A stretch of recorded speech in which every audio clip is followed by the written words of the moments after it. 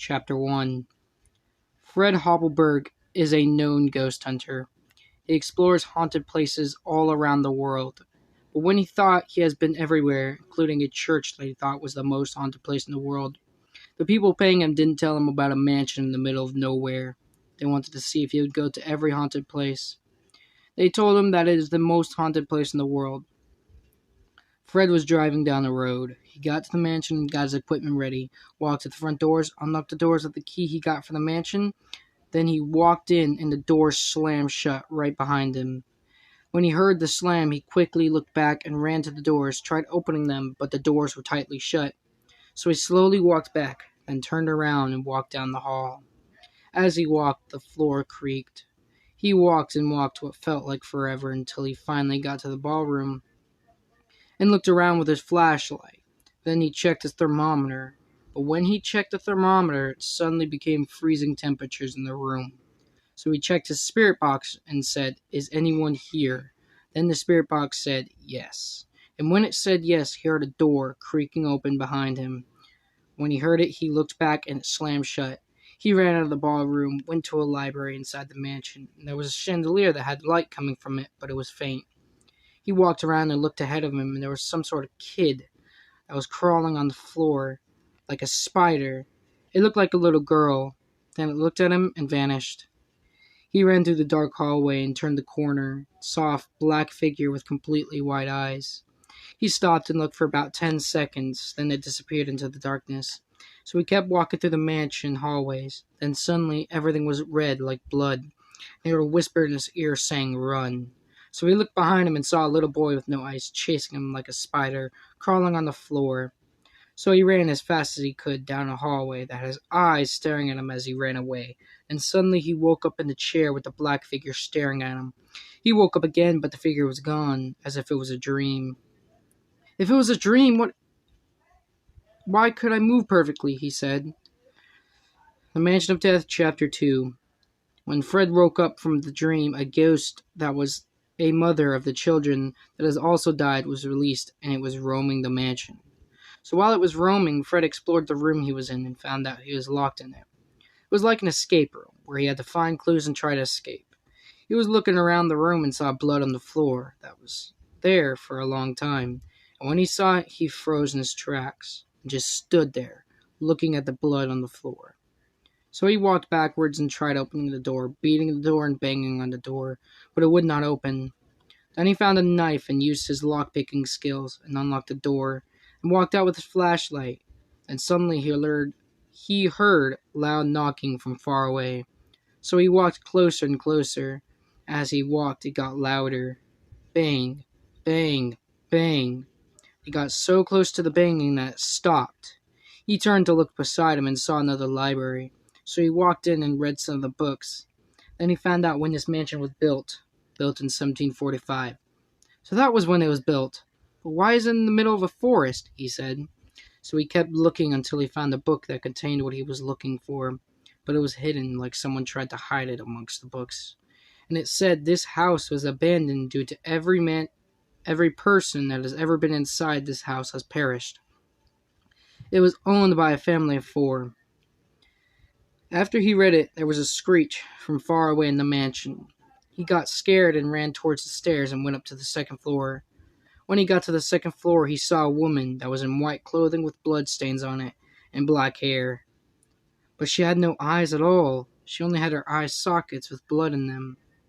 Then the entire second floor had tons of doors in his way that he had to unlock to get to the next floor. The first 10 doors were fine, but after 10, it started getting creepy. There were eyes on the walls staring at him as he walked. Suddenly, demonic beings with razor-sharp teeth were chasing him. The walls were drenched with blood of the dead bodies that were torn apart by the demonic beings. The Mansion of Death, Chapter 3. He ran and ran for as long as he could, but then somehow he escaped the spirit's grasp. And when he did, everything was no longer blood red. It was just silence, and everything was calm. So calm that it was terrifying. So he took his breath and just relaxed, but was still on his guard. "I haven't got any sleep since I left home, but I must stay awake or I will perish," he thought. So he tried not to pass out, but he did. and as he fell, he saw something creepy just standing there, as if it knew he was going to pass out. 1 hour later, he woke up at the same chair he was in before, but the knife and blood were gone. The door was still open from when he unlocked it. Why do I keep waking up from this chair? He thought. He checked his watch and it said 3 a.m., but it was the same time as when he walked into the mansion hours before. He saw something on the wall, and it looked like a note, but no ordinary note. It was written in blood, and it said, "We will find you." He threw it on the floor and walked out. He felt like he was going in circles. Suddenly he felt enormous pain, like he got stabbed in the leg. But then it got worse and worse until he fell and hurt his leg. After he fell, the pain went away, so he instead felt the physical pain of his hurt leg. Instead of just sitting there, he fought the pain and got up, started walking, turned on his flashlight, got ready, and cruised through the hall. He heard a screech that was familiar to him. He heard it when he walked out of the room he was locked in. He walked as fast as he could to the nearest room and hid. As he was hiding, he heard the floor creaking, as if there was another person in the mansion. It turned from creaking to heavy footsteps. Then it stopped at the door of the room he was in, so he tried to stay as quiet as possible. Then after a minute, the footsteps started again, but it sounded like it was walking down the hall, leaving the room. So when it was far enough away, he peeked around the corner and there was nothing there. So he ran out and fell because he felt the pain of getting stabbed in the arms and legs. But it was the demonic beings playing tricks on him. He woke up at the chair again. Did I die? But if I did, then why am I still alive? He thought. He got out of the chair, but the room was different. It was a bathroom with only a mirror and the chair he was sitting in. He went to the mirror and checked it out, and it was okay. It just had its reflection. So he walked away, and in the corner of his eye, he saw a woman that he saw before. When he did, he looked back, and there was nothing there. So he went to the mirror, and he saw her behind him in the corner of the room. She suddenly started running at him, then disappeared into the mirror, came out from the mirror, and started chasing him. The Mansion of Death, Chapter 4. As he was running, he heard a whisper in his ear that said, "Come find me, I can help you." After that, everything was calm again, and he noticed that he was on the 3rd floor. He looked around and found pieces of tattered clothing. He felt something under his foot, a book containing information about the 3rd floor. In the book, it told of monsters who roamed this mansion and took the lives of whoever tried living here. Everyone that has ever entered this mansion has perished. The monsters were pets of the family that once owned the mansion. Fred was confronted by a werewolf that was wearing tattered clothing with bloodstains. That was just staring at Fred. It was growling like it was about to rip him to shreds.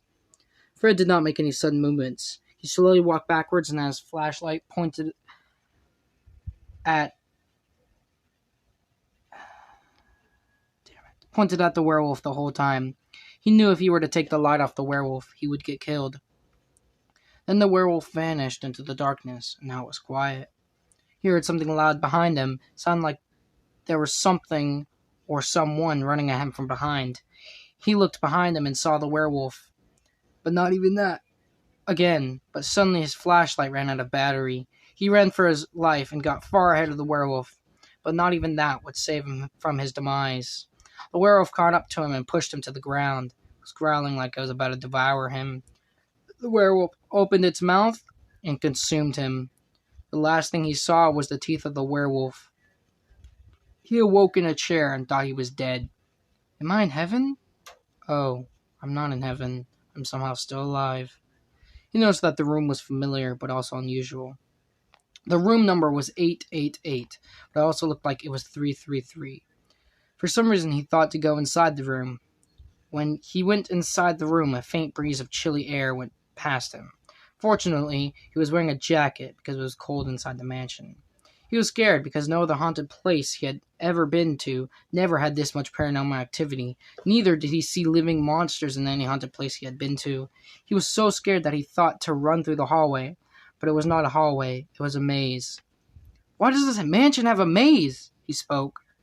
He walked through the maze and tried figuring out where the exit of this maze was at.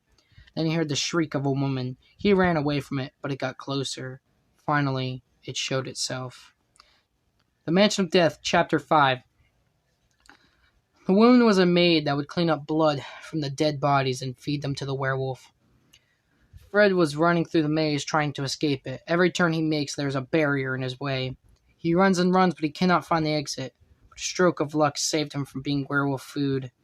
There was an exit right in front of him, so he escaped the maze, but he was still on the third floor, and was being followed by a black figure with glowing white eyes watching him. He did not know that he was being followed by the black figure. He did not know that he was being followed by the shadowy figure, but he was being followed by it since he escaped the demonic beings. He came across a room and went inside, and found a CRT TV on a table that had a VCR player inside. There was a VHS tape inside that had not been played yet, so he turned on the TV and hit the play button for the VHS tape, and watched CCTV camera footage all around the mansion. It showed that there was a shadowy figure standing in front of a camera outside of the mansion. The VHS also had the time and date on the camera footage. The time and date were 3/3/2003, 3 a.m. When he saw the date and time, he was petrified by it, because that was the exact time for him right now. He checked his watch again, and it was the exact same time. Then he looked back at the footage, but the shadowy figure had vanished. He looked around for more VHS tapes so he could find out where it was now, but he only found one, and he put it into the VCR player. He put the VHS tape into the VCR player and hit the play button. He watched as it went through different places, but the things he saw on the VHS tape were very familiar to him. Everything he saw on it was him running away from the ghost and the werewolf. But every single time he died in the clips, it would show him in a chair but asleep. And there on the tape, he saw the shadowy figure watching him as he slept. Then he woke up, but the figure had disappeared right as he woke up, and he watched himself running away from the werewolf. But he wasn't running away, he was in the chair the whole time. The VHS tape showed two different clips that were happening at the same time. One of the clips showed him asleep in the chair being watched by the shadowy figure, but the other clip showed him running away from the demonic beings. After he woke up in the chair, the clip would go to another time when he was running for his life, but he would also be asleep in the chair. The second clip, it showed him running away from the werewolf, but he was also in the chair being watched by the shadowy figure. Every single clip had all the events from when he was being chased by the demonic beings, maid, ghosts, werewolf, and the children that were chasing him. He took the VHS tapes and put them in his backpack. After that, he started running out of the room. The Mansion of Death, Chapter 6. When he ran out of the room, he saw something that absolutely terrified him. It was a different shadow figure. It had a smile that was beyond terrifying. The figure didn't have a human shape. It was completely see-through except for the eyes and mouth. With its deathly smile, it said, "Hi," in a calm voice, but the voice also sounded distorted.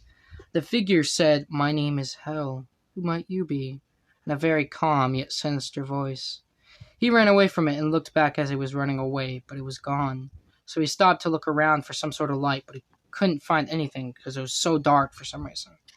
Then he saw something in the different distance. It was a faint red light that got closer and closer until it engulfed the hallway in blood.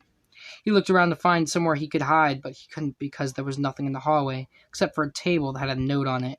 The note said, "You can't escape this dimension. This is my domain." And after he read the note, the table disappeared right in front of him. He felt an ominous presence near him. It felt like the presence of hell. He ran away from it.